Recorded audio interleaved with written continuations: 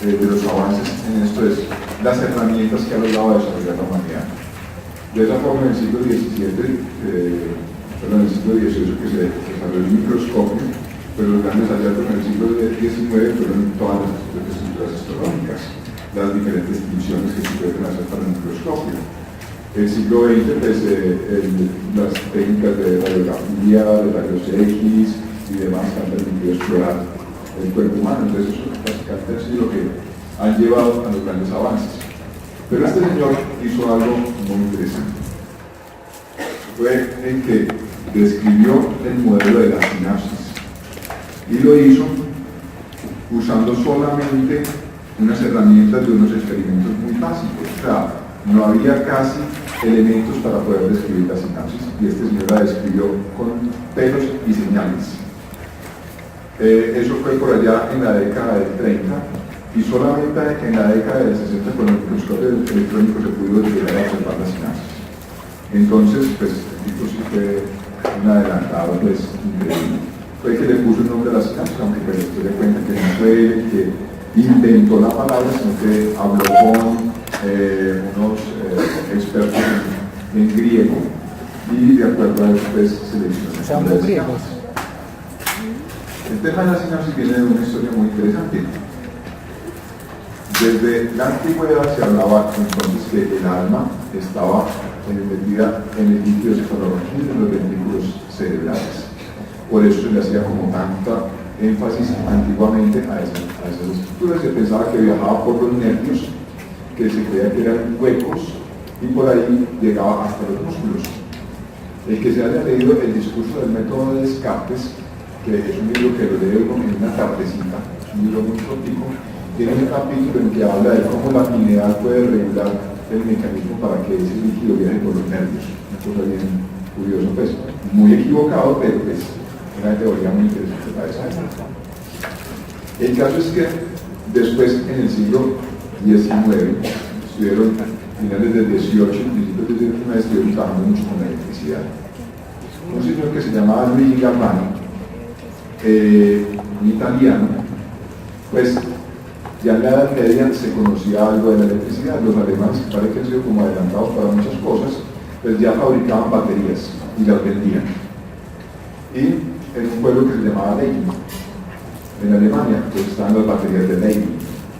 Y esas baterías eran básicamente un recipiente que tenía una solución que se ionizaba en el interior con una bola metálica por fuera y un metal conductor que ingresaba a ese líquido. Entonces uno simplemente sobaba esa bola y cargaba de estática esos iones y daba una descarga. Pero resulta que Luigi Galvani estaba con una señora, cuenta la historia que la esposa estaba en la cocina, él estaba muy interesado pues, en esa parte de la electricidad, en esas baterías, y la esposa estaba metida en la cocina preparando el almuerzo, y el almuerzo iba a ser ancas de rana. Así. Entonces, para preparar las ancas de rana, pues había que despellejar las ranas, y la esposa entonces iba haciendo ese trabajito, iba poniendo las ranas ya despellejadas, ya listas para cocinar, y las iba colgando en un alambre, en este tendedero, las iba poniendo ahí. Cuando de pronto fue la señora de Galvani y vio esas patas de esas ranas que se estaban moviendo. Y fue y llamó a Galvani y le dijo que esas ranas estaban vivas, que se estaban moviendo las patas a pesar de que ella las había matado y las había despellejado y que no estaban sino el esqueleto y las patas. Fue Luigi Galvani a mirar esas patas y efectivamente todas las paticas se movían, hacían flexiones colgadas de ese alambre. Se puso a mirar y el alambre del extendedero ahí en la cocina se extendía hasta el laboratorio de él y con el viento se movía el alambre, hacía contacto con la batería que tenía y le daba un chispazo y eso, la corriente llevaba esa energía y provocaba que se movieran las paticas. Obviamente el siguiente experimento de Galvani fue coger una de esas paticas y darle un corrientazo y ver que se contraía. Después vio algo más interesante todavía. Usó el ciático de esas manitas, le daba un corrientazo y veía que lograba el mismo efecto. Conclusión, pues no había líquido cefalorraquídeo que corría por esos nervios y hacía que se contrajeran, sino que era electricidad. La electricidad provocaba la contracción de los músculos. Eso tomó mucha fuerza en esa época. Y el siglo XIX esa teoría casi que dominaba. Se hablaba de un chispazo y que viajaba por la electricidad por los nervios y que una chispa brincaba del nervio al músculo y hacía que se contrajera. Hubo una persona muy interesante, pues muchas personas fueron muy interesadas en eso, pero uno muy famoso que era un primo de Darwin, el biólogo pues, de la evolución. Este señor estaba muy enfermo con esas cosas y tenía como idea de resultar muerto con punta de electricidad. Y hacía espectáculos así como de teatro en los que usaba cadáveres y a punta de corrientazo los hacía mover, los hacía sentar, los hacía mover entre sus extremidades y demás. Si ustedes leen la literatura del siglo XIX, pues está con algo de eso, principios del XX. Por ejemplo, la historia de Frankenstein es un claro reflejo de esa misma historia. O sea, Frankenstein lo vuelven a la vida con un corrientazo, con un rayo. El caso es que eso generó una teoría que se llamaba la teoría de las chispas. Llegó Sherrington y dijo, no hay ninguna chispa.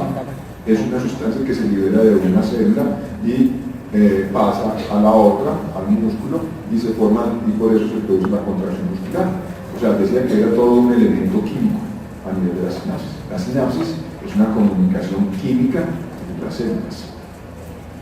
Entonces la teoría de Sherrington se llamaba la teoría de las sopas, así como el caldo, las sopas. Y entraron a enfrentarse la teoría de las chispas con la teoría de las sopas. Fue un debate científico muy importante a principios del siglo XX. Además, a la par de eso estaba el debate entre la teoría de Cajal y la de Golgi. Golgi fue el primero que logró desarrollar una técnica para teñir neuronas. Teñir las neuronas es muy difícil, o sea, no es fácil colorear las neuronas para verlas en el microscopio. Golgi, por medio de las técnicas de plata, logró desarrollarla. Eso le dio el premio Nobel de Medicina en 1905. Cajal entonces modificó un poquito la técnica de Golgi y logró ver las neuronas en las células y entonces dijo no. Antes se creía que el cerebro era todo un sitio, era solo toda una masa llena de núcleos adentro y que era un montón de fibras en que se conectaban. Entonces se llamaba la teoría reticular del cerebro. Cajal dijo, yo no veo eso, yo veo son unas células que están formando ese cerebro y entonces se creó la teoría neuronal que contradecía a la de Golgi. Los Golgi eran convencidos de la teoría reticular. A Cajal le dieron el premio Nobel en el mismo año, en el 1905, y simultáneamente Albert Einstein también recibió el premio Nobel ese mismo año. O sea, a los tres junticos les tocó el premio Nobel. Cuenta la historia que Golgi habló pestes durante la entrega del premio Nobel del trabajo de Cajal, y pues que Cajal antes elogió mucho el trabajo de Golgi. Pero bueno, el caso es que Sherrington pues, planteó esa teoría de la sinapsis. ¿Él qué decía? Él decía que había una célula que era presináptica, que había una hendidura sináptica de aproximadamente 200 Armstrong, o sea 20 nanómetros, que separaba una membrana que es la posináptica, que los neurotransmisores o las sustancias que comunican una con la otra, que se empacaban en vesículas, se liberaban y hacían contacto con el receptor. O sea, tal cual, lo que escribió Sherrington hace más de 70 años, lo seguimos leyendo en la teoría de los libros de fisiología, tal cual como lo escribió. Increíble eso.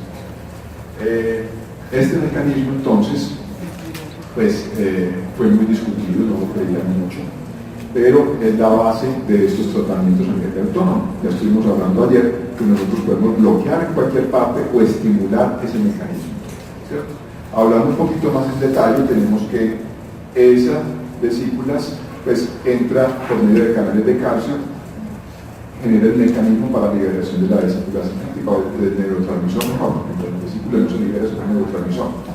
La vesícula llega hasta acá con la membrana presináptica, la toca, abre un huequito, libera el neurotransmisor, vuelve y se cierra y se separa nuevamente. A ese mecanismo de la sinapsis se le llama besar y correr. No salen muchos libros, pero así se llama. Muy bien. Entonces, hay muchos mecanismos por los cuales yo puedo bloquear o estimular esta sinapsis, ¿cierto? Este señor, Otto Lehmann, yo creo que ha sido probablemente el único que se ha ganado un premio Nobel de medicina por un sueño que tuvo. O sea, él se acostó a dormir, tuvo un sueño, se despertó, hizo lo que había soñado y con eso le dieron un premio Nobel de medicina. El sueño era un experimento. Soñó que hacía un experimento y el bendito experimento le funcionó. Resulta que pues esa teoría de las chispas y de las sopas pues estaba en una contradicción muy tremenda, pero era un debate muy grande.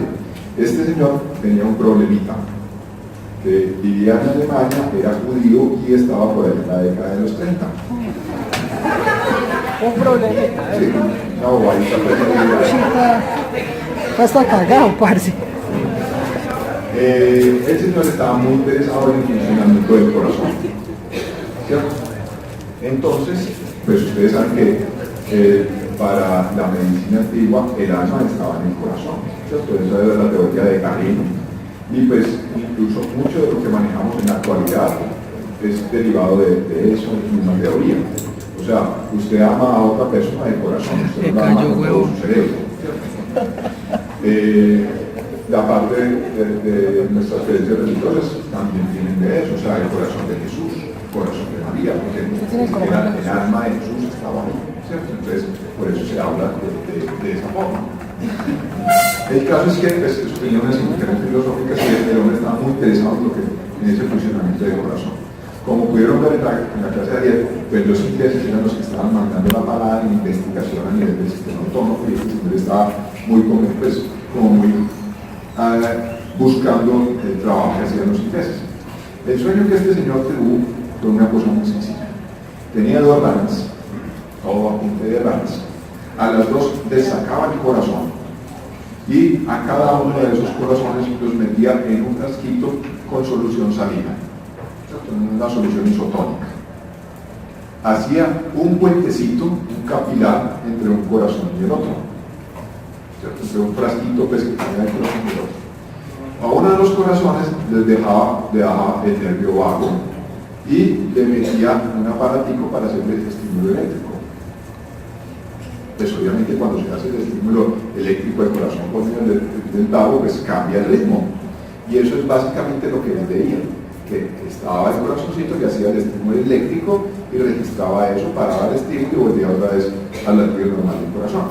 Pero veía una cosa bien extraña. El otro corazón, que no le hacía ningún estímulo eléctrico, sino que solamente estaba conectado por ese capilar, respondía igualito que el otro cuando se le hacía el estímulo eléctrico a este, no a ese.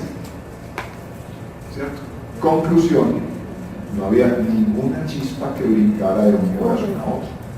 Tenía que ser una sustancia que pasaba de acá al otro, un neurotransmisor. Acabó con la teoría de las chispas, con esto está ya hecho.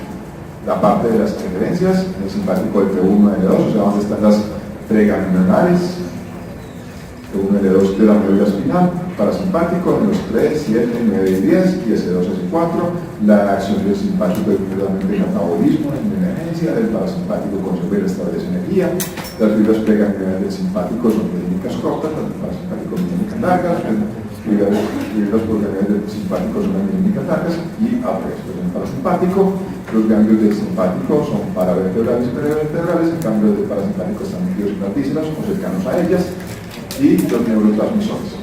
¿Cierto? Si ustedes en algún momento, que me imagino que lo han hecho, han tenido una pelea así de picos con el novio o con la novia y a la pareja le da por atacar en el cuello, ocurre algo muy extraño, todos nosotros es que se nos erizan todos los pelitos de la nuca, ¿cierto? Eso es salvaje, pero ese efecto de esa piloerección es netamente simpático y es por hacer su colina. Yo les decía que el simpático rara vez hace efectos con la colina, pero bien dirá pues que no es un efecto muy grande como la parte a nivel cardíaca y otras, ¿cierto? Muy bien, sigamos. Entonces, sigamos con historias. Desde que la humanidad empezó con la agricultura, le ha tocado meterse con algunas especies, y esta es una de ellas. allá en Mesopotamia y demás, entonces cuando cultivaban el centeno o el trigo, entonces se encontraban con un hongo que era este de acá. Este de acá. Eso es un hongo. Es este mismo hongo que acá. Se llama el cornezuelo del centeno, porque parece como un cuernito ahí que le está saliendo a esa espiga. Eso generaba una enfermedad que en el siglo, en la Edad Media, se le llamaba el fuego de San Antonio. El fuego de San Antonio, ¿por qué? Porque producía una sensación de quemadura y hacía una vasoconstricción tan severa a nivel distal que se necrosaban los dedos, o sea, o las manos, como si se hubiera quemado, y había que amputarlo. La única solución, la única cura que podíamos tener para eso era hacer una peregrinación a Santiago de Compostela. Santiago de Compostela de la Recife. Pero bueno, el caso es que ese honguito pues, fue un problema muy grave durante muchos siglos. Y hubo otro señor, este señor también premio Nobel de Medicina, Henry Ley, que era un profesor allá en Cambridge y estaba siguiendo los pasos del grupo de Haskell, de todos ellos, estudiando también la parte del funcionamiento cardíaco. Y llegó un empresario inglés y le dijo, vea, deje de trabajar en la universidad, a él le pagan muy mal, pero le pago bien. Bueno, se aplica para todas partes. El caso es que le ofreció un buen aumento y este señor le dijo, no me interesa, es que yo estoy trabajando en investigación en lo que a mí me gusta.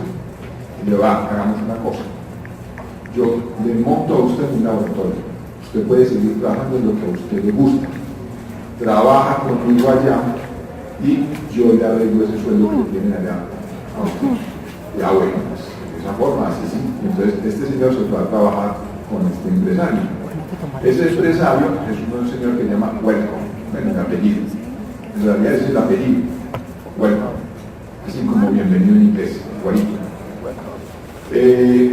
La Wellcome en la actualidad sigue siendo una compañía farmacéutica muy importante a nivel mundial y es una patrocinadora de investigación muy grande en todo el mundo. Los investigadores que buscamos que nos financien proyectos, pues hacemos una inscripción allá, o sea, tiene un protocolo así, pero le toca el viaje con todos los investigadores a nivel mundial para que le den un gran un presupuesto para poder investigar, pero es que dan unos buenos presupuestos, ¿cierto? El caso es que este señor entonces estaba trabajando allá y estaban trabajando al mismo tiempo con el cornezuelo del centeno. Entonces fueron donde le dijeron, vea, pues nosotros sabemos que usted tiene pues como carta blanca para hacer lo que quiera acá, pero ¿por qué no nos da una manito para trabajar aquí con este hongo? A ver qué es lo que pasa, porque eso funciona así. Entonces, Dave hizo pero que cualquier investigador habría hecho si le dieran una planta para estudiarla. Separó los componentes, cogió el honguito, hizo unos extractos, pero lo maceró y hizo diferentes separaciones con alcohol, con acetona, con diferentes sustancias.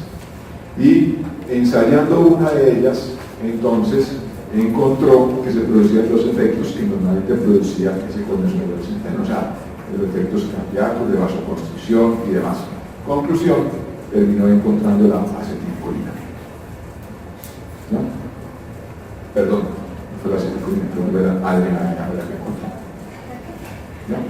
Entonces, logró encontrar eso. Actualmente, si ustedes buscan sobre ese honguito, pues tiene otros efectos que realmente se habla más de una, no hablan ya de esa, ¿cómo es? El fuego de San Antonio, nada de eso, sino que se habla de una intoxicación de ergotamina, ¿cierto? Es porque tiene otros componentes muy importantes que logran algunos de esos efectos. Pero aquí tenemos como la síntesis y el catabolismo de la acetilcolina. Se forma la acetilcolina por medio de colina y acetilcoenzima, una enzima que es la acetiltransferasa, las pega y forma la acetilcolina. Y una enzima que se llama la acetilcolinesterasa degrada y parte en colina y acetato. Conclusión, yo le doy más sustrato a esto, tengo más, o sea, meto más sustrato a esto, tengo más acetilcolina. O activo más esta enzima, produzco más acetilcolina. O impido que se degrade la acetilcolina y entonces voy a tener más acetilcolina. Bloqueo esta enzima. La más fácil de todas es meternos con esta enzima, con la acetilcolina esterasa. Y es uno de los mecanismos que se usa para cantidades de tratamientos. Muy bien. Entonces, esto es como funciona a nivel de la sinapsis.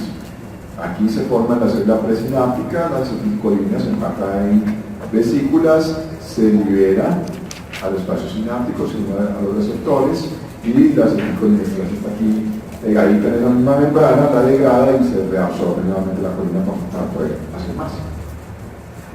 Todas esas vías de síntesis y de catabolismo, ojo con eso. Yo no sé a ustedes, pero nosotros en la época nos ponían con la estructura molecular y todo de cada una de ellas y hacer los dibujos así en el examen completos. Entonces, pilas con esas vías. Muy bien, sigamos. La acetilcolina se pega entonces a dos tipos de receptores: los nicotínicos y los muscarínicos. Los nicotínicos son canales iónicos dependientes del ligando. Este es un ejemplo de cómo es un receptor nicotínico. Es un canal iónico al cual la acetilcolina se pega a las subunidades alfa, a estas de acá. Normalmente cada canal de esos tiene dos subunidades alfa. Tiene beta, gamma y delta. Bueno, esto, los que se meten a estudiar esto es un tema bacanísimo. O sea, por ejemplo, la parte de los peces eléctricos y todo eso están muy metidos con este sistema, para que de pronto se encoman a mirar por ahí. El caso es que este mecanismo, ya sabemos en la actualidad que explica gran parte de los mecanismos de por qué hay tanta variabilidad en la respuesta a los medicamentos. Por ejemplo, usted le llega a alguien para el tratamiento de la presión arterial, o sea, usted lo ven en su consultorio y efectivamente le hicieron las mediciones, es hipertenso, va a empezar un medicamento para la presión arterial, le manda un medicamento y usted le dice que vuelva en unos días. ¿Por qué? Porque es que usted necesita ver cómo está nuevamente la presión arterial de ese paciente. Hay pacientes a los que usted les da una pastillita y eso, como se dice, los patea. Y llegan y no, yo estoy mareado de que estoy tomando eso. Vean, no es capaz de ustedes checar y están hipotensos. O sea, usted no va a seguir tomando o tómese mucho menos de eso. Y hay otros que usted les da de eso, les duplica la dosis, la vuelve a duplicar, hacen gárgaras con esas pastillas y no le hacen nada.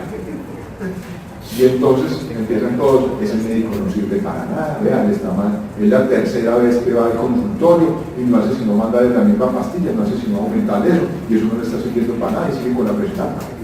¿Por qué? La razón es muy sencilla. El de nicotina no es tanto eso, pero es el que nos sirve para ejemplificar todo esto. Porque tenemos varios genes para cada una de esas subunidades. No me acuerdo bien cuántos son, pero digamos a un ejemplo que hay más o menos 8 genes distintos para la subunidad alfa. Hay como 15 o 14 distintos para la beta, hay como 4 para la gamma, ¿cierto? Entonces pónganse a analizar cuántas combinaciones distintas se pueden formar de ese canal iónico. Puede haber una cantidad enorme de canales iónicos diferentes. Y eso es lo que pasa con cada uno de nosotros. Entonces hay unos canales de esos que abren muy fácil con el ligando y hay otros que no abren tanto, o sea que responden más o menos. Por eso es que yo le doy a una pastilla a una persona y lo batió o abrieron muy poquitos canales y la respuesta es muy pobre. Entonces esa es una de las razones por las que ustedes dicen, pero pues madre, ¿por qué? Entonces muchos de los tratamientos en medicina son de tanteo. Le empezamos, encuentran ustedes en los Bademecum y dicen dosis inicial, tanto, 5 miligramos, 20 miligramos, 50 miligramos, y aumente la dosis cada tanto tiempo en tanto, porque así lo estandarizaron cuando fabricaron el medicamento. Y así es, usted empieza con un medicamento, empieza con una dosis y va chequeando al paciente a ver si le ajusta la dosis o no. ¿Listo? Y eso funciona para cantidad de cosas. Hipertensión, muchísimas. Muy bien, entonces ya tenemos los receptores nicotínicos. Este señor, George Oliver Glaston, este sí fue una bestia. Fue inglés, médico inglés, pero este señor le dieron premio Nobel de medicina. Y hizo una bobaita. El señor estaba muy interesado en desarrollar un equipo para medir la presión arterial. Sin embargo, era médico y tenía una costumbre bien extraña. Probaba diferentes medicamentos, diferentes principios activos, pero los probaba con la señora y con los hijos. Una bestia, parce. A ver cómo les iba. ¿Sí? Una bestia, profe. Según cómo les iba, entonces puso. Resulta que desde hacía mucho tiempo se sabía que las médulas suprarrenales eran venenosas. O sea, que eso mataba a la gente. Y este señor, a sabiendas de eso, hizo un extracto de médula suprarrenal y se lo aplicó a uno de los hijos. Se ve que lo quería mucho. Y entonces, apenas le dio eso a ese muchacho, ese muchacho se puso taquicárdico, pálido, casi se muere. Pero no se murió. Pero apenas vio a este señor eso, dijo, aquí hay algo importante, aquí hay algo. Y se fue entonces para Londres, buscó toda esta gente que estaban trabajando con eso de corazón, y yo era lo que encontré. Y entonces le dijeron, efectivamente, usted encontró algo interesante, pero pues no le salimos otra vez con su hijo, sino que le salieron con un perro, y efectivamente volvió lo mismo. Conclusión, separaron los extractos y encontraron la adrenalina. ¿Cierto? Y este es la síntesis de las catecolaminas. Entonces, se inicia con un aminoácido que es la fenilalanina. De la fenilalanina, por medio de las enzimas hidrolasa de fenilalanina, y la tetridopterina, se forma tirosina. Hay personas que tienen deficiencia en esas enzimas, y entonces, en realidad, en una, la hidroxilasa de fenilalanina, y desarrollan una enfermedad que se llama una fenilcetonuria. O sea que eliminan mucha fenilalanina por la orina. El tratamiento es muy sencillo, les ponemos una dieta que le damos tirosina. En vez de fenilalanina y nos ahorramos ese problema. De la fenilalanina, de la tirosina, entonces pasa a dopa. De dopa a dopamina. De dopamina a noradrenalina y de noradrenalina a adrenalina. La dopamina y la noradrenalina hacen un efecto sobre la tetridopterina, haciendo una regulación de la vida. O sea, cuando tenemos exceso de dopamina y de noradrenalina, inhibe esta enzima y se bloquea ahí la síntesis. Entonces mantenemos controlada la producción de esas catecolaminas. O sea, no tenemos un exceso, ellas mismas se autorregulan. ¿Ya lo cuento? Fácil, sencillo, dudas. ¿Me puedes repetir como que cuando hay un exceso de noradrenalina y dopamina? Cuando hay un exceso de noradrenalina y dopamina, inhiben la tetridopterina. Entonces se bloquea la síntesis acá y no se va a producir más. ¿Cierto? Muy bien. Bueno, porque son catecolaminas, lo que decíamos ayer, ¿ya? Porque tienen un grupito amino y un grupo catecolaminas. ¿Sí o no? Digamos. ¿Cómo se degradan esas catecolaminas? Esas catecolaminas se degradan por dos enzimas. Pilas con esas enzimas. Pilas. Las dos enzimas, las siglas son la COMT y la MAO. La COMT es la sigla de catecol oximetiltraferasa. Y la MAO son las siglas de monoaminooxidasa. Pilas con esas enzimas. COMT y MAO, fundamental para la degradación de las catecolaminas. Hay medicamentos que son inhibidores de la COMT o inhibidores de la MAO, por ejemplo.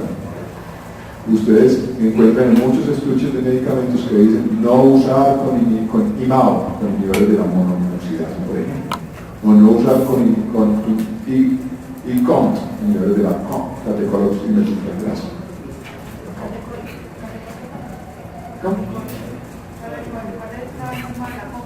Es catecol oximetilfosferasa. Muy bien. Los resultados del catabolismo, o sea, de la destrucción de la adrenalina y la noradrenalina, son la MHPG, o sea, la metoxihidroxifenilglicol, y el ABM, ácido metoxihidroximandélico. Eso solamente lo hacemos en investigación, pero entonces podemos mirar cómo estaba funcionando esa vía, mirando esos residuos en orina. En la orina de una persona podemos mirar cuánto hay de MHPG y de ABM y pues podemos deducir cómo está esa vía, ¿cierto? Para la dopamina, bueno, para otro mecanismo, o sea, eso se puede degradar, que actúe primero la COMT y después la MAO, o primero la MAO y después la COMT, ¿cierto? Muy bien. Así funciona entonces igualito el mecanismo para las catecolaminas. Yo veo una cosa aquí. Sí.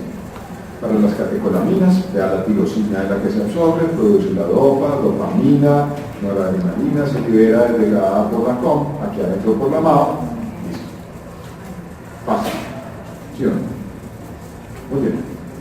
Para la dopamina, la degradación usa las mismas enzimas, la MAO y la COM, pero los restos son distintos. Se produce, en vez de MHPG, se produce MDA, y en vez de ABM se produce AHM, ácido homovanilínico, y la metoxifilamina. Y eso se elimina por orina. Pero vean, las enzimas, las mismas. COM y MAO, COM y MAO, COM, MAO, COM, MAO. Muy bien.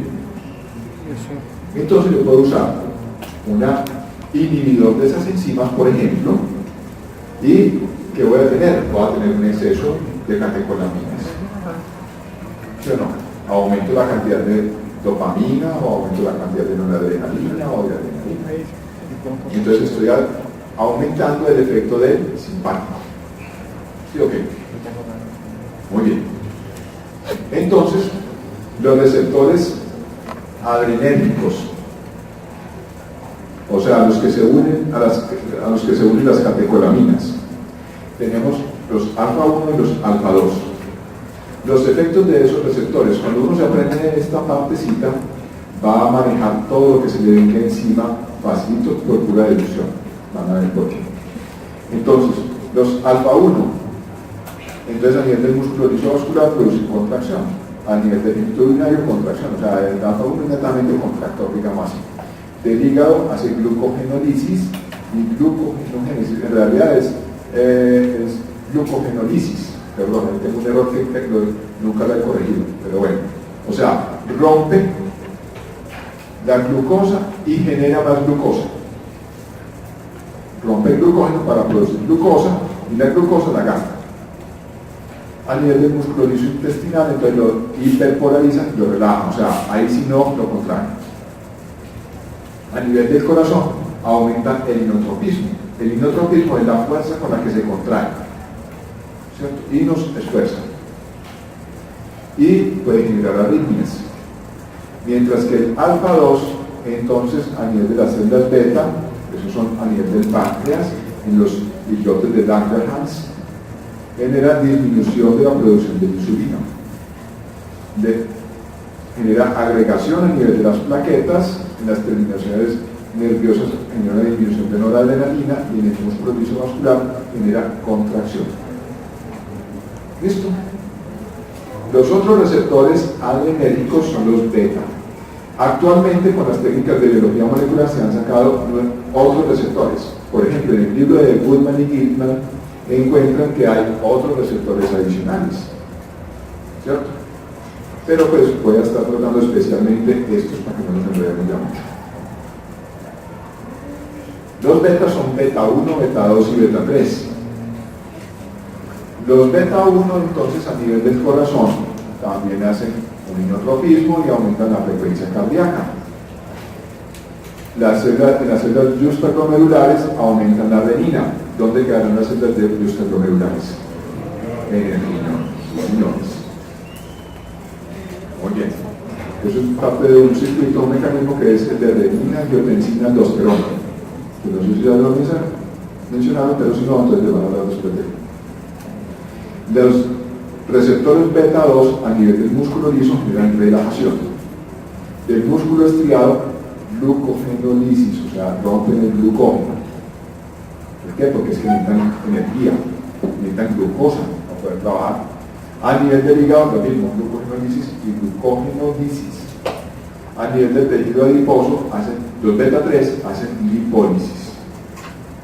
Entonces, yo puedo tener un medicamento que actúe sobre los receptores alfa 1, alfa 2, o sobre los alfa 1, o sobre los alfa 2, o sobre todos los alfa y beta, o sobre los beta 1, o solamente sobre los beta 2, o sobre solo los beta 1 y beta 2, y así. De acuerdo a eso, entonces logro que haya una mayor acción de un motor. ¿Listo? Muy bien, sigamos. Bueno, entonces, los receptores para la acetilcolina, ya les había mostrado los nicotínicos, ¿cierto? Que hay dos tipos de receptores nicotínicos, N1 y N2. También tenemos los muscarínicos, que se simbolizan con una M, letra M de mamá. Hay N1, N2, N3, N4, N5. Muy bien. Entonces, yo no sé si a alguno de ustedes les ha pasado que les haya tocado una espantada. O sea, que les haya parecido un espanto, que haya tenido un susto bien tremendo. ¿Ya? O que le habían atacado a uno. Se le apareció la pintica así que le iban a atacar a uno. ¿Cómo se pone uno cuando está en un susto bien tremendo? Frío, pálido, ¿qué más? Taquicárdico, uno siente ese corazón que vea. Está a toda, golpeando duro en ese techo, ¿qué más? No, todo lo contrario. Si tenía ganas de orinar, volví. O sea, uno en ese momento piensa en correr. El último que uno piensa es en orinar. Si tenía ganas de orinar, se le quita. Vale, María. ¿Qué más te ocurre? Por eso pues me las ganas de orinar, de cuerpo, se le quitan de una. ¿Qué más ocurre? Tiene lesión de verdad. ¿Qué cosa? Las pupilas se dilatan, ¿cierto? Es una miliasis pupilar. Muy bien, todo eso es efecto del simpático. Entonces, cuando quieran mirar qué hace un medicamento del simpático, piensen en una situación de eso. Y así lo sacan de pura lógica. El parasimpático hace todo lo contrario. Ya les dije ayer que era una generalización que no es del todo cierto, pero nos va a servir mucho. Entonces tenemos a nivel del simpático, la pupila la dilata, el parasimpático la contrae. O sea, hace miriasis y hace miosis. A nivel del corazón, el simpático lo acelera, el parasimpático lo retarda, le disminuye la frecuencia. A nivel de los bronquios, el simpático los dilata, el parasimpático los contrae. A nivel de los esfínteres intestinales, el simpático los contrae, el parasimpático los relaja. A nivel de las coronarias, el simpático lo dilata. Aquí sí que no he especificado. Bueno, aquí vamos a entrar en un cuento. Y es que uno de los problemas que hemos tenido con frecuencia en los exámenes es que de pronto un profesor les pone en el examen ¿qué efecto hace el simpático sobre las coronarias? ¿Qué efecto hace sobre las coronarias? ¿Qué efecto hace el simpático sobre las arterias musculares? El cuento es que depende sobre qué receptor esté actuando. ¿Ya? Lo que les acabo de mostrar de los receptores. Entonces, ellas con eso. O sea, los profesores nos equivocamos. Pero entonces, el argumento de ustedes es el libro. ¿Ya? Por eso les digo, revisen bien el libro. Enseguida les vamos a hacer una tableta mucho más larga y más completa de los efectos por receptor y demás, que les va a quedar más claro el cuento. Muy bien. Entonces, de los coronarios depende de cuál receptor estemos estimulando. Al nivel de los vasos de la piel, el simpático hace vasoconstricción. A nivel del músculo, el mismo cuento que les acaba de decir, el simpático hace constricción, el parasimpático hace dilatación. Por eso es que se pone pálido, porque el simpático hace vasoconstricción de las anteriores de la piel, eso sí que no tiene piel. Por eso es que se ponen pálidos y fríos. Muy bien. A nivel de las glándulas, tanto sudoríparas como salivales, los dos producen secreción, pero el del simpático es como más viscoso, mientras que el del parasimpático es más acuosa. No sé si ustedes han notado cuando alguien tiene ese susto, dicen que queda como con un sudor frío, como pegajoso, o sienten la lengua en la boca como con una sensación extraña, ¿cierto? De la saliva, porque la secreción cambia, o sea, la viscosidad y las características cambian. La vejiga ya habíamos hablado, el parasimpático provoca la contracción del detrusor, me imagino que ahora con la parte de la tutoría de médula les estaba hablando de eso, acuérdense de la consulta que les puse, y el simpático entonces mira una contracción, en realidad se mira más que todo una relajación del detrusor. A nivel digestivo, el parasimpático entonces aumenta el peristaltismo, el simpático pues lo disminuye, y las arterias sericíneas, que también ya hablamos ayer de ellas, hace el parasimpático la dilata, y entonces tenemos una bonita erección. Muy bien, entonces vamos todo este cuento a fines prácticos, y van a ver que todo sale de pura lógica. Suponga que usted tiene una persona que tiene una broncoconstricción, tiene una crisis asmática. ¿Qué droga le vamos a dar? Parasimpático. Una droga que estimule el simpático. Usted necesita que esos bronquios se dilaten. ¿Cierto? Supongamos que tiene una diarrea. ¿Qué le vamos a dar? Otro estimulante del simpático, ¿sí o no? Si antes está duro para dar del cuerpo, les damos un estimulante del parasimpático. Una constipación, pues como más. Si ese corazón está muy acelerado, un estimulante del parasimpático. Y así. Y entonces con esto tratamos todo lo que se nos atraviesa. Es increíble la cantidad de cosas que podemos tratar. Pero fíjense que hay otra opción, como decíamos ayer de la filósofa antioqueña. Yo puedo usar una droga parasimpática, pero también puedo usar una que me bloquee el simpático y estoy logrando el mismo efecto. O sea, si yo quiero que a esa persona que tiene la crisis asmática se le dilaten los bronquios, le puedo dar un estimulante simpático, pero también le puedo dar un bloqueador del parasimpático. ¿Sí o no? Y así funcionamos con este cuento. ¿Sí? Ahora, ¿cuál es la diferencia? Que actúa sobre receptores distintos. Entonces vamos a eso. ¿Qué es la importancia de si usamos uno u otro? Entonces, fíjense, dirá que gran parte de este cuento es de lógica. Si una persona está con hipertensión, una contraindicación para bajarle la presión es que la persona esté hipotensa. ¿Sí o no? Pues es que es de lógica. Y así ustedes van a encontrar que muchos medicamentos contraindicación para esto es que esté ya con eso. ¿Sí o no? Contraindicación para alguien que esté con bradicardia, pues una droga que le disminuya más la frecuencia cardíaca. Por ejemplo, un parasimpático mimético, una droga que actúe sobre el parasimpático. Está contraindicada si tiene una frecuencia cardíaca baja. ¿Por qué? Porque me la baja todavía más y le puede dar un paro. ¿Ya? Muy bien.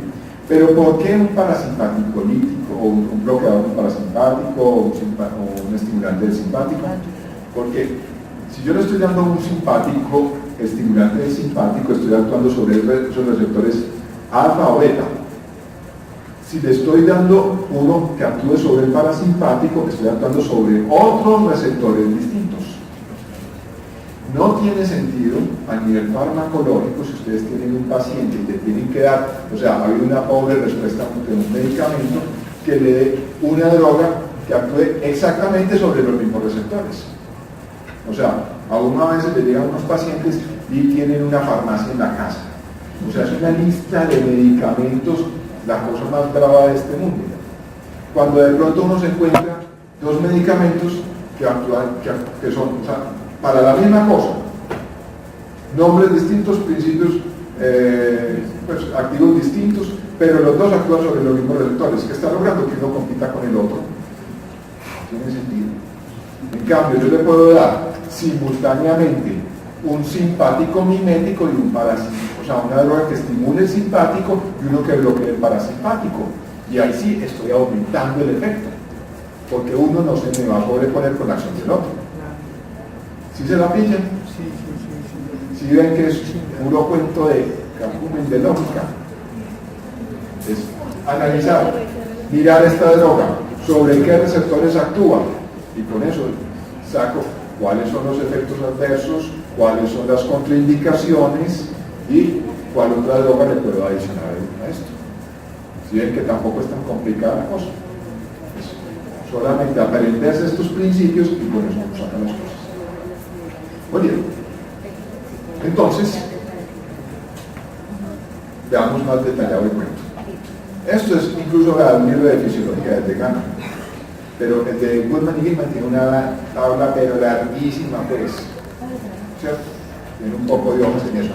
Van a ver que esta tablita es larguita, pero la de Goodman y Gilman es más larga todavía. El de Carson lo tiene separado según el capítulo. ¿Ya? Entonces, para los ojos, entonces para el músculo radial del iris, entonces obviamente si es el radial va a producir una dilatación de pupila y ese nivel de los receptores alfa 1, ¿cierto? Si es el esfínter del iris, entonces es el parasimpático, ¿cierto? El que hace la contracción, hace la miosis. Si es el músculo ciliar, que es el de acomodación, el cristalino, entonces el parasimpático hace la contracción para la visión cercana y el simpático sobre receptores beta 2 se prepara para la visión lejana. ¿Cierto? A nivel del corazón, entonces vean, el nodo auricular, las auriculares, neuroauriculares, el sistema de Purkinje y los ventrículos, todos los del simpático son sobre receptores beta 1 o beta 2. O sea, si yo quiero hacer un efecto cardíaco, me meto en el simpático con los beta. ¿Sí o no?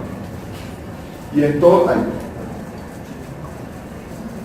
ellos, entonces vean, todos aumentan la velocidad y aumenta la fuerza con que se contrae. Vean, aumenta la frecuencia cardíaca, incremento de la velocidad de conducción, de la contractilidad y de la velocidad de conducción, incremento de la velocidad de conducción, incremento de la velocidad de conducción, aumento de la contractilidad. Fácil. El parasimpático hace todo lo contrario, disminuye la frecuencia, ¿cierto? Genera un efecto vagal, disminuye la contractilidad, pues aumenta la velocidad, bueno, pero bueno, disminución de la velocidad y de la contractilidad. ¿Listo? Muy bien. Tenemos, vean, a nivel, a lo que les decía aquí en las coronarias. Si por alguna razón extraña de este mundo, porque es que muchas frecuencias yo no soy el único que pone los puntos en el examen, entonces llega y les preguntan de coronarias, entonces vean, si son alfa 1 o alfa 2, hacen vasoconstricción. O sea, a ese pobre cliente se le contrajeron las coronarias. Si son los beta 2, esto es, hacen dilatación. Si tenemos un problema de un paciente que tiene un infarto, que le están funcionando mal las coronarias, pues la droga es uno que estimule los beta 2. ¿Sí o no? A nivel de parasimpático, si ven que el otro decía que no hacía efecto, vea, aquí hace dilatación. Muy bien.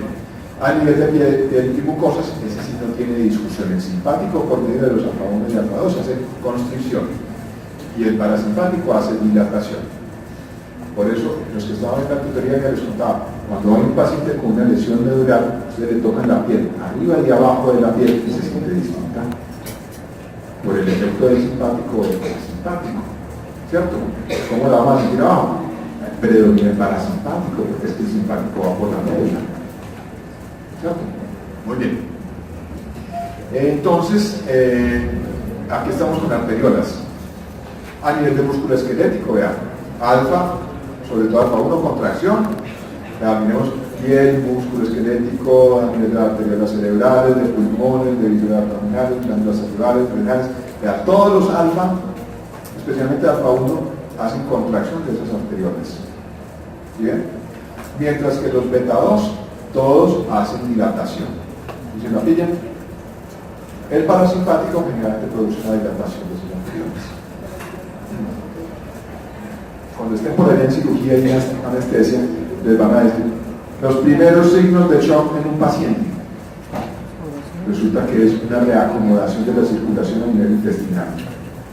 No hace una vasoconstricción de todas las partes para poder sacar sangre de ahí para las otras partes donde la necesitan. Muy bien, sigamos. Vean, entonces sigamos con las venas, digamos, por los pulmones. El músculo bronquial, vean, los beta 2 relajan ese músculo, entonces hacen la broncodilatación. El parasimpático hace broncoconstricción. A nivel de las glándulas bronquiales, o sea, el líquido que se produce ahí a nivel de los pulmones. Si es Z2, las estimula, los alfa 1 las inhibe, y el parasimpático las estimula.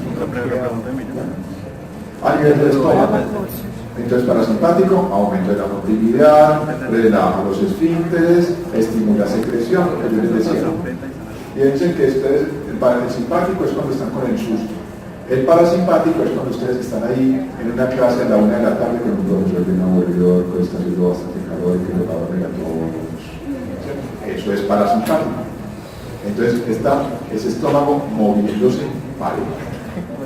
El alfa 1, alfa 2, el beta 2, que es disminuir el peristaltismo, aumenta a nivel de los esfínteres, los contrae y inhibe la secreción de los alfa 1. Y seguimos, vean, entonces a nivel del intestino, de la vejiga, de los ureteres, del útero, de la piel, de los órganos sexuales, ya habíamos dicho esto. El parasimpático se encarga de la erección, el simpático por medio de los alfa 1 de la eyaculación. A nivel de la piel, del vaso, ¿cierto? Entonces, tenemos cada uno de ellos. ¿Listo? A nivel del hígado, ya el páncreas, entonces a nivel de los pilotes, entonces ya disminuye el simpático, por ejemplo, con los alfa 2 disminuye la secreción de insulina y de glucagon. El beta 2 aumenta la el parasimpático aumenta la secreción de la insulina.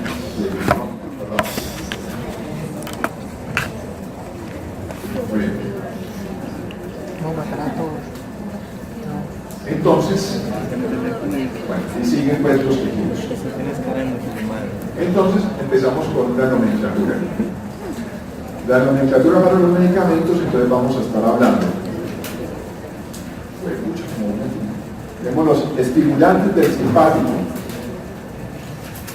que son los mismos simpático-miméticos, o estimulantes adrenérgicos. También algunos les dicen estimulantes noradrenérgicos.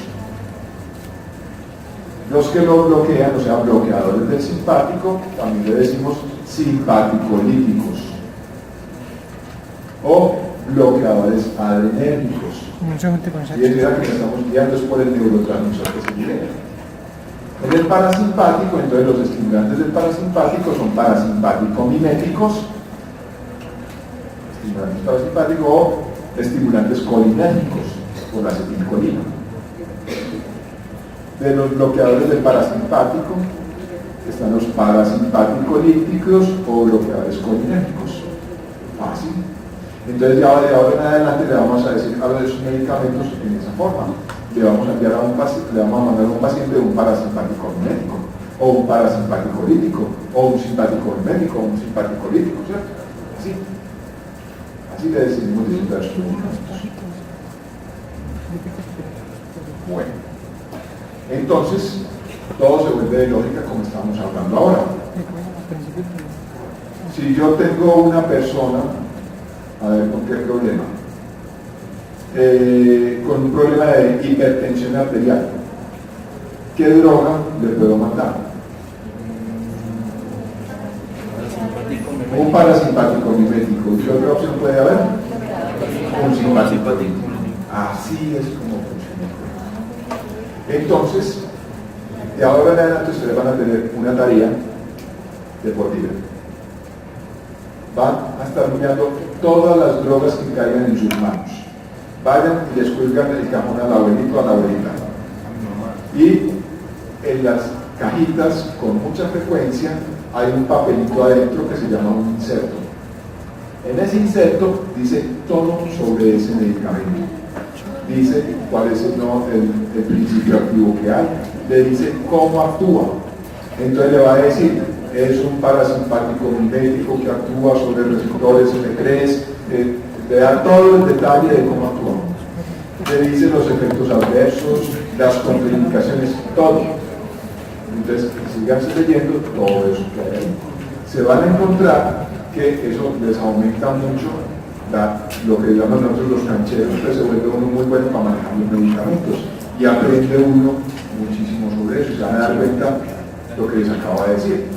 Entonces, una de las cosas que se van a encontrar con mucha frecuencia es las contraindicaciones, pues el efecto contrario del que usted busca evitar. Si está hipertenso, pues que le esté mandando una droga para hipertensión que no esté hipotenso. ¿Cierto? Si está asfixiado, entonces le va a mandar una droga parasimpático-mimética para que se asfixie más. Entonces ahí están las contraindicaciones. Y los efectos adversos, muy sencillo. Todas estas drogas, no importa cómo las usen, de todas formas hacen el efecto sobre todas esas vísceras que vimos ahí, sobre todas esas estructuras. Entonces yo puede que le dé una droga para el corazón, para disminuir esa frecuencia cardíaca, pero esa misma droga le va a hacer efecto sobre los pulmones, le va a hacer efecto sobre el páncreas, le va a hacer efecto sobre el intestino y así. Entonces los efectos adversos van a ser esos en los otros órganos. ¿Sí se lo pillan? Entonces empiecen a leer todos esos medicamentos y empiezan a encontrar que les dice que es un medicamento que actúa, que es selectivo, que no es selectivo, o sea, que actúa sobre diferentes tipos de receptores o sobre uno específico y así. Muy bien, entonces arranquemos el candelero. Vamos a empezar con los parasimpático-miméticos. Ya les había dicho que los parasimpático-miméticos actúan sobre receptores nicotínicos, que son los N1 o N2, o sobre receptores muscarínicos N1, N2, N3, N4, N5. Los nicotínicos también ya se los mostré, que son canales iónicos dependientes del ligando. Son los únicos que son así, de todos estos receptores en el sistema autónomo. De resto, todos los otros receptores son dependientes de segundo mensajero. O sea, estos receptores muscarínicos y los del simpático son un receptor al que se pega esa molécula, pues en este caso la acetilcolina, y manda una señal para que después se abra un canal iónico. ¿Ya? Así funcionan los muscarínicos. Se va a decir algo aquí, se me va la palabra, pero bueno. Los parasimpáticos miméticos pueden tener una acción colinérgica directa o indirecta. ¿Cómo es la directa? Que están revelando el efecto de la acetilcolina. O sea, van y se pegan al receptor y lo estimulan. Los indirectos es que no actúan sobre ese, sino sobre otro sistema. Por ejemplo, inhibiendo que se degrade la acetilcolina, digamos que el método más común. ¿Cómo? Inhibiendo la acetilcolina estelasa. Muy bien. ¿Vamos bien? ¿Dudas? ¿Preguntas? Yo creo que va a aclarar la cosa, o los tengo más enredados que hasta que no hay una sola pregunta. Ay, profe, con el cuadro. Sigamos entonces, digamos que todo va excelente. Con el cuadro.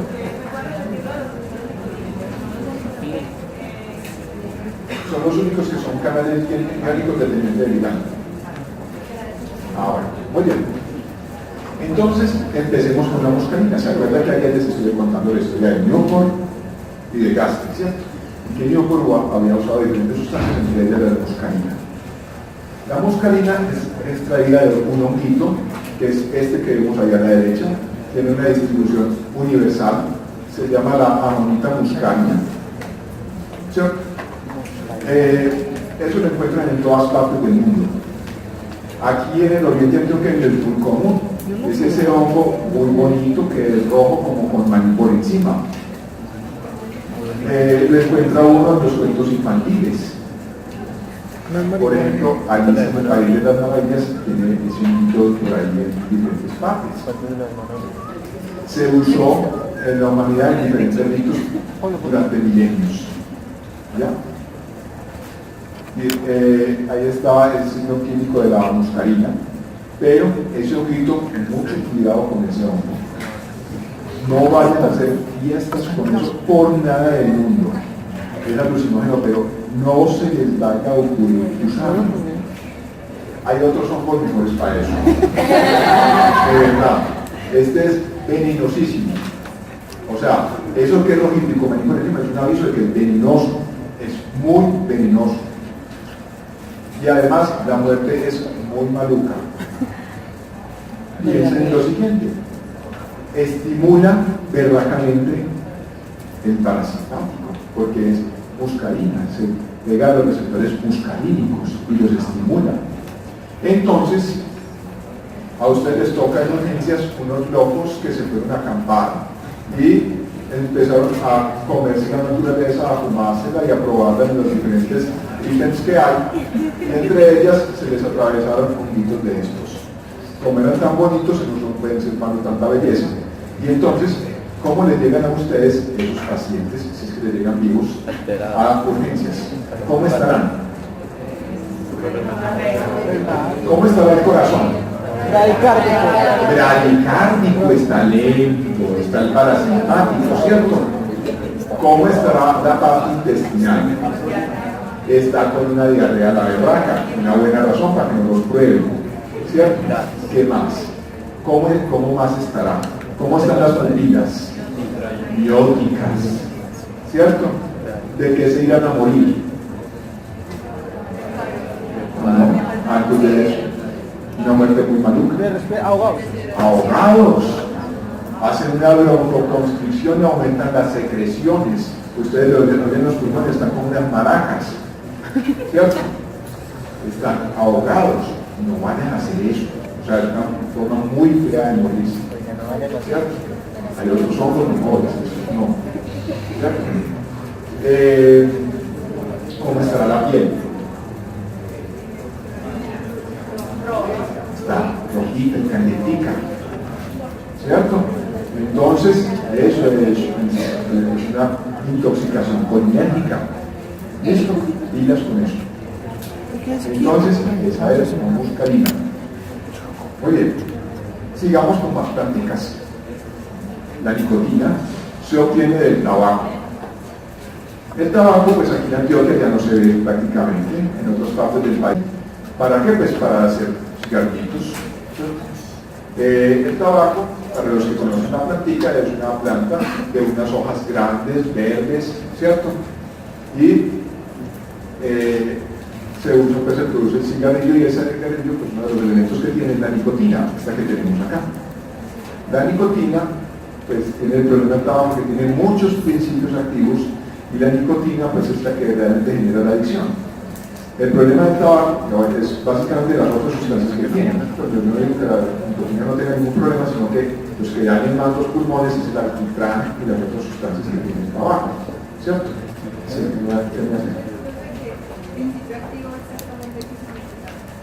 ¿qué principio activo qué? El principio activo es la sustancia química que está generando la acción.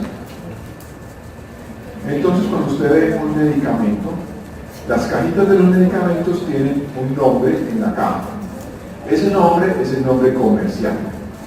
Cuando usted mira de qué está hecha esa pastilla, entonces la mayoría tienen dos cosas. Una que viene en una concentración muy pequeña, que es el principio activo, entonces le dice el nombre de esa sustancia.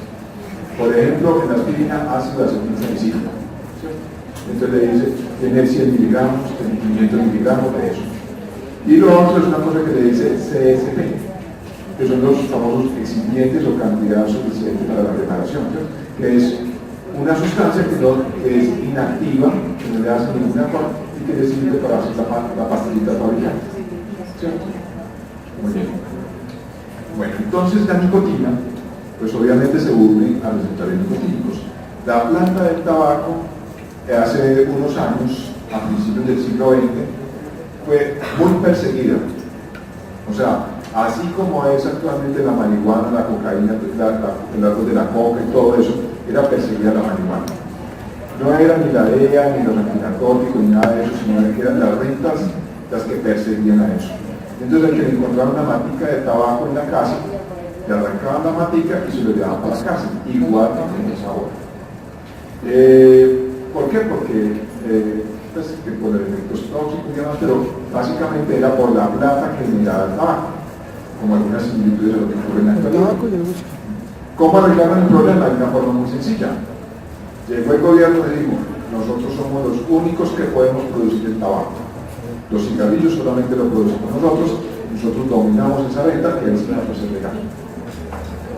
Y eso fue lo que pasó. Pero bueno, entonces la nicotina es esa que tenemos ahí en el tabaco. Yo tuve una estudiante de pegado que está haciendo conmigo la tesis que fumaba como la bandera nueva que un día llegó feliz a la otra que estaba en el tabaco con la señora. Imagínate que el cigarrillo protege contra la enfermedad de Alzheimer. Y yo, ¿cómo? Porque es que yo como así no sé nada, sí, salió en uno de los últimos artículos, y yo a eso sí consultaba verdaderamente. Me llegó el artículo y yo le decía la nicotina, y hicieron el trabajo con ratones, porque el tabaco es factor de riesgo, pero la nicotina no. ¿Ya? El problema es que la nicotina tiene otros efectos, pero bueno. La nicotina actualmente también se usa como un medicamento, no se usa para eso, o sea, actualmente no está probada para esa cosa, pero ¿para qué se usará la nicotina? Obviamente se usa el receptor de nicotina. O sea, ¿para qué se usará la nicotina? No, dopamina no, sino nicotina.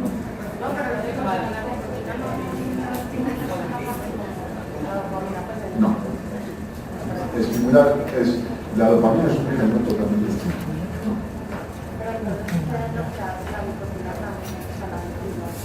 Entonces actúa sobre unos núcleos del cerebro que están en relación con las adicciones. Entonces, ¿para qué le daré yo nicotina a una persona? ¿Para qué? Es que no es práctico, pero la intención, ¿para qué? ¿Para tratar qué? La misma adicción también, ¿no? Sí, señor. Para tratar el deseo de consumir cigarrillo. Entonces, hay chicles, hay parches, yo creo que todos ustedes han oído, los conocen, ¿cierto? Hay pastillas que se tienen la nicotina. Se ha discutido en la actualidad muchas otras posibles utilidades de la nicotina, pero por ahora no la han aprobado para otros usos. Muy bien. Entonces tenemos drogas colinérgicas directas. Yo como un tiempo, bueno. Entonces, es esas que ya dijimos que actúan directamente sobre los receptores muscarínicos o nicotínicos o simulan la acción de la acetilcolina. Hace un tiempo usábamos así directamente la acetilcolina. El problema es que la acetilcolina se degrada demasiado rápido, entonces ya nunca más se vuelve a usar, ya no se consigue ni se vuelve a producir para, pues, como medicamento. Pero hace un tiempo se usaba la acetilcolina. Tenemos otras drogas como el betanicol, la muscarina, el carbacol, la pilocartina, la nicotina. Son drogas entonces que se usan para diferentes funciones. Ya vamos a hablar de algunas de ellas. Específicamente para problemas visuales. Entonces, cuando ustedes estén leyendo esos insertos de esas drogas, van a encontrar que en las contraindicaciones o use con precaución cuando está usando inhibidores de la MAO, inhibidores de la COM, se está usando drogas que, por ejemplo, son estimulantes simpáticas, por ejemplo. O cuando, ¿en qué más? Bueno, entonces, estas drogas se usan. Bueno, lo otro que encuentran con frecuencia es el glaucoma. Si el glaucoma es de ángulo abierto o el glaucoma de ángulo cerrado. Eso lo vamos a ver en la última clase y también espero que les quede nítido, cristalino como el agua. Pero bueno, vamos a hablar de una de estas droguitas. Empecemos con esta. La pilocarpina se obtiene de una práctica que se llama pilocarpus. Esa matica, yo estoy convencido que ustedes la han visto por acá. Es una planta típica de acá de Sudamérica, la usamos aquí con mucha frecuencia en antejardines porque echa unos racimitos de flores así como estas, ¿cierto? Entonces, de esa mata se hace un extracto y se obtiene la pilocarpina. La pilocarpina actúa sobre el parasimpático y se usa en forma de colirio, genera una miosis pupilar, o sea, la pupila se vuelve pequeña y se usa para el tratamiento del glaucoma, específicamente el glaucoma de ángulo estrecho. ¿Ya? Fíjense verá que les estoy metiendo muchas máticas y les vamos a meter más todavía, porque muchos de los principios médicos de farmacología son derivados de las plantas. O sea, eso de la receta de la abuelita, de la mamá, de la bebida de plantas, eso sirve, eso es verdad. O sea, a uno lo alivian con eso. ¿Por qué no volvemos a usar plantas? Por una razón muy sencilla. Primero, el principio activo, o sea, la droga que está metida dentro de la planta que genera el beneficio, varía según en qué parte de la planta está. Entonces no es lo mismo darle las hojitas, darle la raíz, darle el tallo, darle las flores, varía según eso. Varía según la época del año, si la planta está en floración o no, y según la época del día. Entonces, dar unas dosis adecuadas del medicamento es difícil. Y también por cuestiones económicas.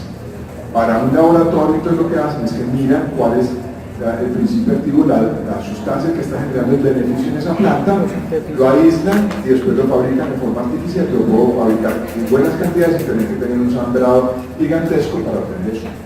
Muchas de las drogas que usamos en la actualidad son derivadas de las plantas. La aspirina es derivada de las plantas, la corteza del sauce y así. Cantidades de drogas son drogas que inicialmente eran de plantas. Muy bien. Entonces, tenemos la pilocarpina. Tenemos colinérgicos indirectos. La más fácil es esa disminución de la acetilcolinesterasa, ¿cierto? Entonces, aumenta la cantidad de acetilcolina ahí en ese punto, en la fibra sináptica. Tenemos drogas como la eserina, la fisostigmina y la neostigmina, y otras que no son medicamentos como los organofosforados y los carbamatos.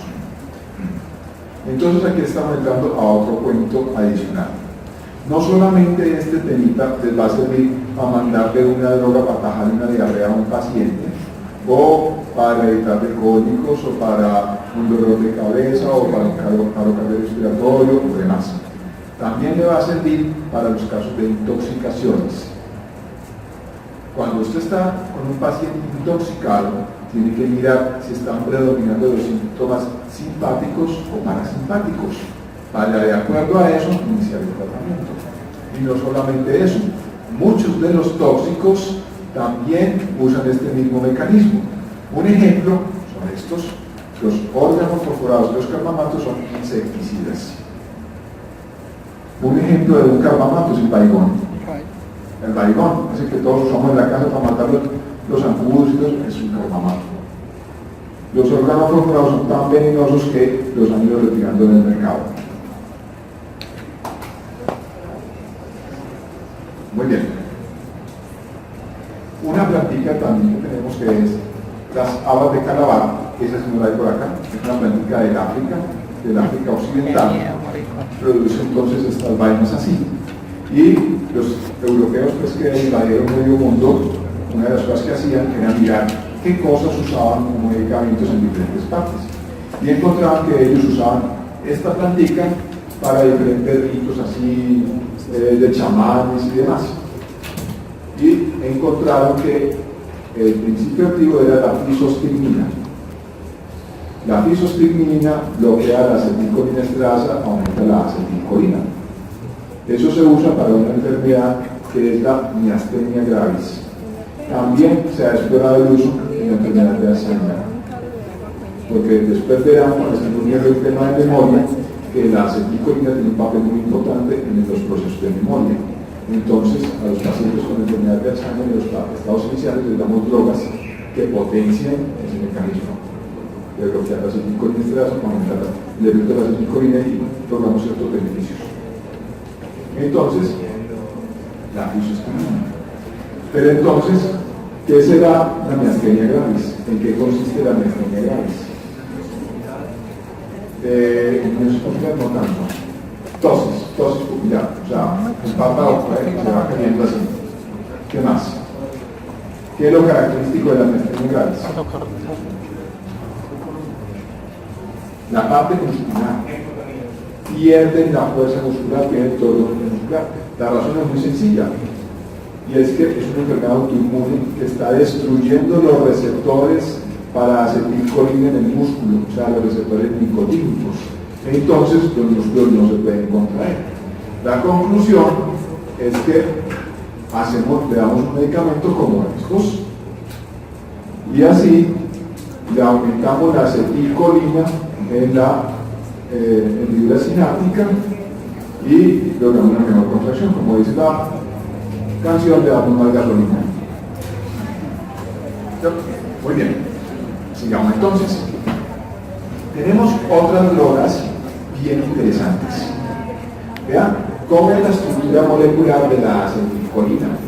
Así es la acetilcolina. Vean cómo es un carbamato. Vean que es muy parecida a esta estructura de acá. Vean es la muy isosanina. parecida. También están remedando la estructura de la acetilcolina. Y la neostripina. La neostripina y la fisostripina se usan para miastenias graves. El carbamato es un insecticida que ya hablamos. Entonces, ¿qué es lo que hacen? Se pegan a el receptor donde se pegaría la acetilcolina y lo bloquean. En este caso se están pegando no al receptor, sino que se están pegando a la acetilcolina esterasa para la degradación de la acetilcolina. Muy bien. Antes de que nos metamos con eso, entonces, además de esa parte de los insecticidas y de los tóxicos, entonces, cuando hay una guerra, yo puedo hacer dos cosas. Uno es filar a 100 tipos, entregarle un arma y decirle a la gente que hay allá es una porquería, ahora mátenlos. ¿Cierto? Y los mando a que se ensucien las manos y a que se maten allá. Otra opción es que no los mando a ellos con un cañón, un obús, y le quito la parte de la punta, o sea, el plomo o el explosivo que tenga en la punta, y le pongo un insecticida bien potente. Y se los disparo y los fumigo a todos los que haya. Y eso fue lo que hicieron durante la Primera Guerra Mundial. Esos son los famosos gases de la guerra química, es así. Entonces, la droga que usaron fueron inhibidores de colinesterasas. Las primeras drogas, los primeros tóxicos que usaron para la guerra química eran insecticidas, organofosforados. Buscaron los más potentes, el organofosforado más bravo que había, y lo metieron en un frasco y se los dispararon. ¿Sí? Y así empezó la guerra química.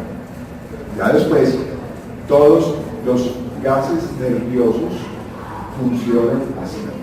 Son inhibidores de colinesterasas. La diferencia es que yo, si quiero hacer algo más eficiente, entonces busco una molécula más volátil y que tenga una dosis letal más efectiva. O sea, que con menor cantidad logre matar más gente. El problema que tienen esos tóxicos es que cuando yo lo disparo hacia allá, yo listo, fumigué a todos que ven allá como cucarachas, pero el viento puede soplar para cualquier lado y se me puede devolver. El siguiente invento fue la máscara para el gas. Entonces, primero empezaron los alemanes que desarrollaron los primeros gases, pero después siguieron todos los demás. Ingleses, gringos, franceses, rusos, todo el mundo. Actualmente hay una veda, pero se supone que eso es una arma de destrucción masiva, y entonces hicieron un tratado a nivel mundial en que quedaron prohibidas esas armas. En teoría, porque se sabe que todos ellos tienen guardadas por ahí, tienen sus guardados, como dicen. Y realmente una persona con un buen conocimiento de química puede fabricar, y eso ha ocurrido. Hace unos años, en el metro de Tokio, un loco por allá liberó un arma de esas y mató un montón de personas. Recientemente en Siria, el presidente de allá fumigó unas cuantas personas con unos gasitos que tenía por ahí guardados, ¿cierto? Y pues como hay tanto loco, no falta que aparezca por acá, ¿sí? Se puede absorber por qué. Cuando usted tiene un problema de la gente que, por ejemplo, con los niños pequeños, que cuando tienen piojos y cosas de esas, que hay que las mamás les dan pañales con gasolina o que les echan baigón y demás, Pues no bañarlos, sino que le echan ese la tóxico se absorbe también por la piel y lo mata. Así. Tocó ver en Guardia, pasaron Muy bien. a moto. Una de las cosas que hacemos con esas personas es que cuando nos llega un intoxicado, ustedes van a ver que cuando les llega un intoxicado, los empelotamos y les damos un baño con agua fría. No es para castigarlos, ¿cierto? No es por castigo, es por una razón muy sencilla. Que esos tóxicos también se eliminan por piel. Y entonces tenemos que evitar que se vuelva a reabsorber nuevamente. Y usamos el agua fría para que no se dilate los poros y se absorban nuevamente eso. Entonces, por eso los bañamos con agua fría. Muy bien. Sigamos entonces. Entonces los parasimpaticolíticos, entonces son drogas para bloquear el parasimpático y se nos prácticamente no acabó el tiempo. Entonces pueden ser alcaloides de origen natural o sintético. ¿Cierto? Entonces, tenemos el primero, la atropina. No la perdono, Alexander. Para acelerar. Piñas con la atropina. Es una droga importantísima, tan importante que es un referente en los medicamentos. Ustedes encuentran drogas y dice tiene efectos atropínicos. Así de sencillo. Entonces, piñas con la atropina.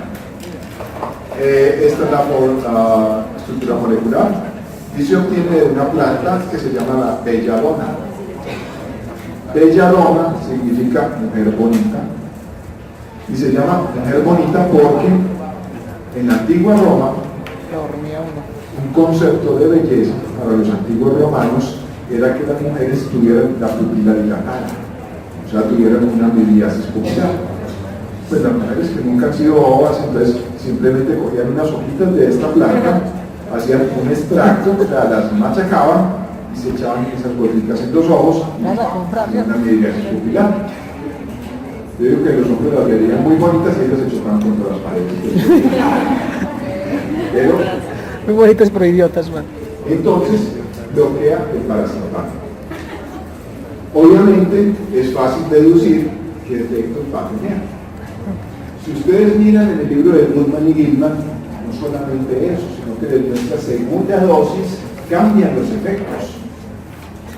Es una droga que les digo, es imperdonable que un médico no la conozca, por varias razones. Es una de las drogas que está en lo que nosotros llamamos el carrito de paros. Cuando ustedes van a un servicio de urgencias, ustedes lo primero que van a, y ustedes son nuevos ahí, de las primeras cosas que le van a decir a la enfermera es, le hace el favor y me muestra dónde está el carrito de paros. Y usted va allá, la enfermera dice, claro que sí, venga, y lo lleva allá. En el carrito de paros, usted tiene que ver que haya ampollas de atropina, porque es una de las drogas que se usan para reanimación. Actualmente en los protocolos de reanimación la han tratado de sacar porque tiene ciertas dificultades en el mismo proceso de reanimación. Sin embargo, todavía no hay problema que la saque porque el efecto es muy bueno. Entonces, pues, la mujer le sigue echando mano cuando está haciendo la reanimación y la debe estar en el carrete de paros. ¿Ya? Entonces, es una droga que el médico se la tiene que saber, porque cuando usted está en un camillazo, en una cosa de esas, usted no tiene tiempo de ir a mirar en el libro a ver cómo es que uso la atropina, cómo es que viene la ampolla, usted la tiene que tener acá. ¿Cierto? ¿Qué será lo que hace la atropina? ¿Qué efectos hará? Ya tenemos la miriasis pupilar, ¿qué más? Acelera el corazón, hace una taquicardia, precisamente por eso es que lo usamos en reanimación. Tenemos al paciente y al paciente no le está latiendo el corazón. Empezamos a lograr que le empiecen a aumentar empiezan unas poquitas pulsaciones. Le metemos atropina para acelerar el corazón, para que empiece a latir en forma. ¿Qué más hace? Dilata los bronquios, la pone a respirar bueno. ¿Qué más? Disminuye la actividad intestinal, claro que sí. a nivel de mucosas, la seca, produce secreción de mucosas, ¿cierto? La piel, la pone pálida, ¿cierto? Muy similar a lo que hace el simpático, ¿sí o no? Muy bien. Entonces, en el taller que les voy a mandar, que se los voy a mandar en un ratico, esa es una de las dudas que hay ahí. El taller lo pueden hacer como quieran, en grupos de A1, de A2, de A3, que se lo pueden compartir. Es más, les voy a mandar el mismo taller que les mandé a otro grupo anterior. ¿Por qué? Porque es simplemente en un taller que están los medicamentos, algunos de los medicamentos de uso más frecuente en este tema, ¿cierto? Para cada uno, o sea, para simpático-miméticos, para simpático-líticos, ¿cierto? Simpático-miméticos, simpático-líticos, para que miren cómo actúa cada uno de ellos, las dosis y demás. No respondo si caen algunos de esos en el examen. Para el viernes.